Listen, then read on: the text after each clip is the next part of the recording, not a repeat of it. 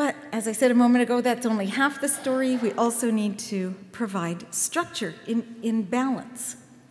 Now, what is structure? This is really the hard part, because we tend to go to the control all the time, right? The punishments and the rewards and that kind of thing. But structure really is about communication and information. It's about seeing the child as a learner, which is exactly what they are. They have so much to learn so quickly. And if we see ourselves as teachers and mentors, then all that reward and punishment stuff kind of goes away. Because the best way that we learn, you and I, is for somebody to take the time to teach us. And if we don't get it the first time, they explain it again. And if we still don't get it, they explain it in a different way. And they help us along and support us until we say, I got it. And those people who teach us like that, how do we feel about them? Have you had a teacher like that? Somebody who really took the time and really helped you learn? Those teachers usually have a huge impact in our lives, and we feel very strongly about them. And that's what structure is. Structure is about giving children guidelines, clear expectations, and they know, what the rules of the game are before they're tested, clearly explaining the reasons for why we say the things we do and expect the things we do and behave the way we do. Supporting children and helping them to be successful. And being a positive role model for them, showing them how it's done, and being the person that we hope that they are developing into. It also involves encouraging the child's own thoughts and ideas, seeing the child as a person in their own right, with a mind, and with logic in their own right. I think part of the problem that children face is that they're so darn cute, right? They have those little voices, and they're so adorable that we don't take them very seriously. And we kind of, oh, you're so cute. But they really have that same brain inside their head that they're going to have their whole lives. And they're learning how to put it to use. So if we give them lots of opportunities to figure things out, to problem solve, to think, to engage their thinking brain and to help it develop, then we're really building a strong foundation for their problem solving later. And as they get older, we can problem solve more and more with them as a team. We can say, okay, what's the problem here? Let's figure it out. Maybe I can make this less abstract and a little more concrete if I give you a little example from when my son was about 3, and his caregiver, who's a wonderful, wonderful person and a good friend, had taken him and her 2 children to the mall one day. And when I came to pick him up at the end of the day, she was frantic. She said, I don't know what to do. I don't know what to do. I've told him he can't come with us anymore. Well, how's that going to work? You're going to go and leave him home? Oh, no, it's not going to work. What happened? And she said, well, when I get to the mall and we park and I open the door, he just jumps out of the car and runs. She was just sort of terrified. And she didn't know what to do. All she could think of doing, because she went in, she flipped. She feels this is my child, and he's running in a parking lot. Like, oh, can you imagine the panic, right? You probably felt it yourselves. It's a real flipping situation.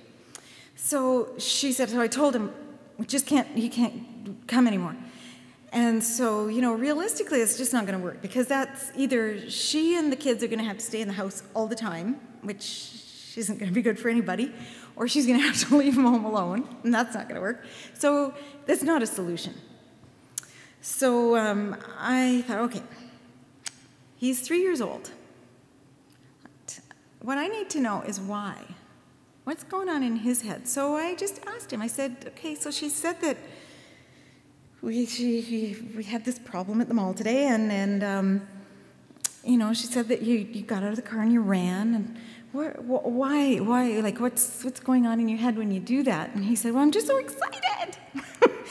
That makes sense. That's what I would have expected. And I just want to get there, like there's them all. Go. And so I said, well, the problem is that when you run, cars can't see you. She's really afraid that you're going to get hit by a car and really badly hurt. And that's why she reacted that way. She was really, really afraid you were going to get hurt.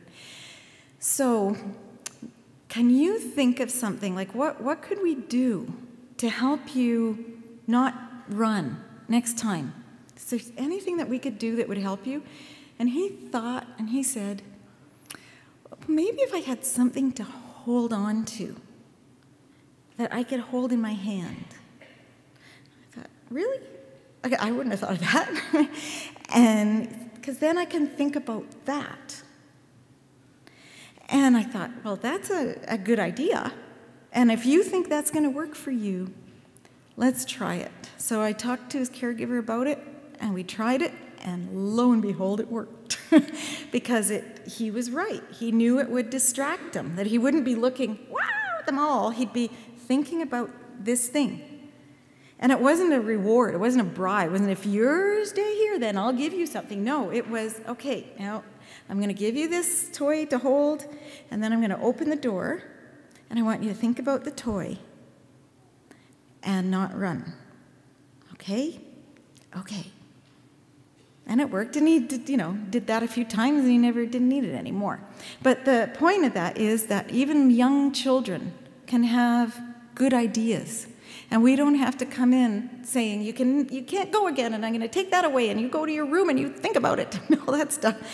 We need to help them understand how their own brains work and help them see that they can figure things out and that they can find solutions to their own problems. And then they become independent problem solvers. And it starts when they're really little. And we can just do it little by little, because what structure is what we call scaffolding. Now, if you are working up high, generally, unless you're Spider-Man, you don't go from here to here in one leap, right? You build platforms, place that you can go up gradually, right? You build a support at the next level that you can get onto, and then you build a support at the next level that you can get onto and work your way up. And that's how structure works. Structure is scaffolding the child's learning. So if we think about what the child understands now, and we have to know something about child development, and we've got to do that so that we can get better at this. What is the child's level of understanding right now? And what could they understand if we just gave them a little help? How could we get them to the next level? And then the next level. And then the next level. So how do we build in those supports to help them gradually climb that staircase of understanding? So it's not about punishing, it's not about rewarding, and it's not about controlling or coercing. It's about teaching. It's about understanding how children think and learn and seeing what their behavior tells us about their understanding. Child having a tantrum in a store when you just want to drop into a hole, right? That's telling you something about their understanding. What's it telling you about their level of understanding? What might it be saying to you? Any ideas? It's not about being bad, and it's not about being spoiled. It's about not having language to describe my emotions. And it's about not knowing how to deal with frustration without flipping my lid. So how do we scaffold their learning? What would be a logical way? One way is to give them some words to help them gradually learn how to describe their feelings so they don't have to do this, and showing them how we can get through a frustrating situation without flipping our lids. Gradually, gradually. It's a gradual development. They don't learn it like that. They have to build a lot of connections in their brains in order to do it. But they're going to start doing that sooner and more successfully if we help them, if we think about how do I help this child engage the thinking, connect the thinking and the feeling again. Often it's with words, helping them show them that you understand their feeling, and this is what we call that, and this is how we deal with that. But it's a slow and gradual process. How do we do it? We think ahead. We think ahead to difficult situations and help them understand what to expect, what's going to happen, and how they might cope with the challenge. Explaining the reasons for rules and things that we say and do, the more they understand why, the more likely they are to say, oh, that makes sense. If it's just a no, then they're more likely to resist because they want to know why. Why? Give me a good reason. And if we give them a good reason, usually they'll say, oh, okay, I get it now. Setting rules together, helping to figure out together what's important, what kinds of things do we value in our family, and what kinds of things should we all agree to, and what matters to you. These things can be really helpful because then we hear their point of view and we can learn a lot about them and how they see the world through that process. Helping them find ways to fix their mistakes and learn from that. I'll give you an example of that shortly. Being fair and being flexible. We hear a lot about consistency. Be consistent and follow through. This worries me, actually, because if you're flipping out and you say, if you aren't out that door right now, I'm going to, and then you hear that person in your head saying, always follow through, you might be following through on something you really don't want to do and that you're really going to feel badly about. So thinking, always getting that frontal lobe back connected and thinking what is fair, and maybe am I being unfair? Do I have unrealistic expectations of my child? Controlling our own anger is a form of structure because we're showing them how we deal with anger and frustration. Explaining our point of view and listening to theirs. What are we teaching them when we do that? We're teaching them how to listen to other people, and we're teaching them how to express themselves.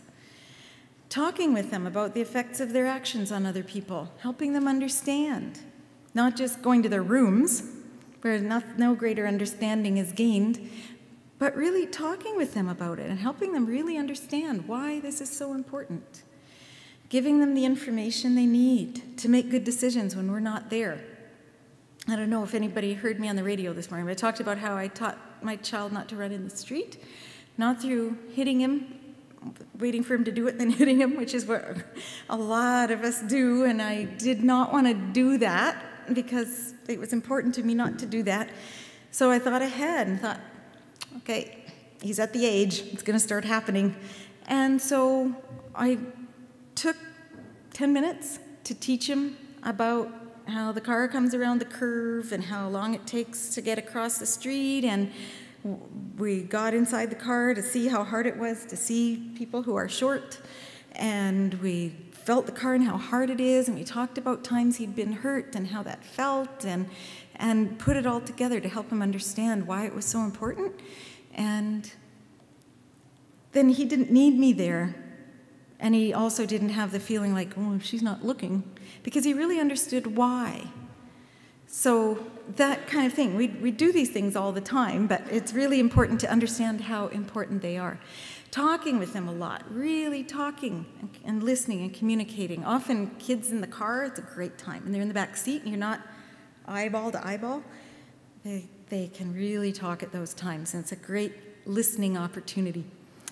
Avoiding threats of taking away love or hitting or monsters or other things that scare children. We don't want to use their vulnerabilities against them. That sort of undoes all the security stuff. And being a positive role model and a guide to them. So structure helps children learn. They really learn. Not just learn what not to do, but understand. And it helps them understand when they've made mistakes, what those mistakes were, and how they can fix them.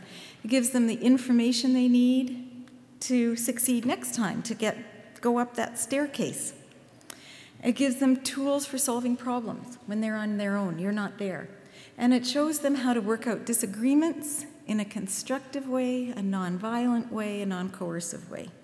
So if we want to prevent bullying, we really need to help children learn early, start gaining those skills early, and seeing how it's done, how you deal with conflict in a way that doesn't mean you do it because I'm bigger than you.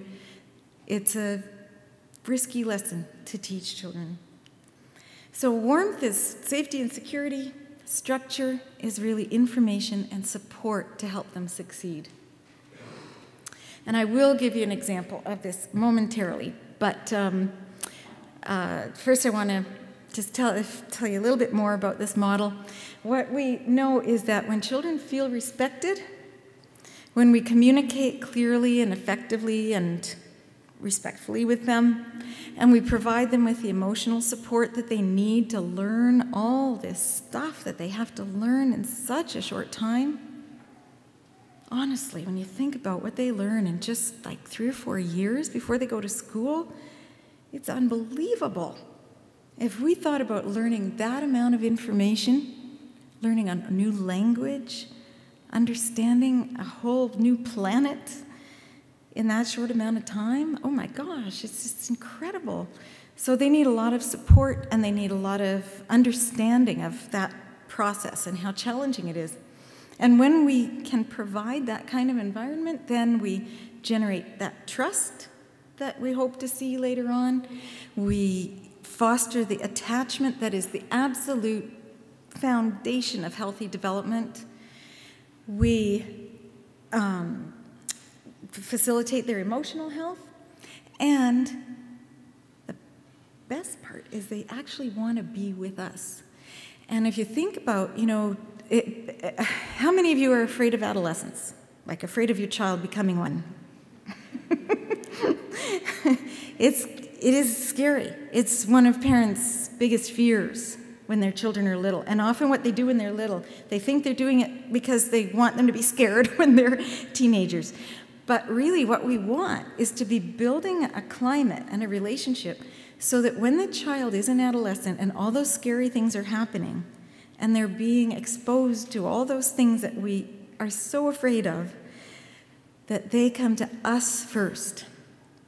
And we start shaping that relationship, building that relationship from the very first days. It's trust. It's all about trust. And so then when they're 20, they're still coming to us. Something's gone wrong.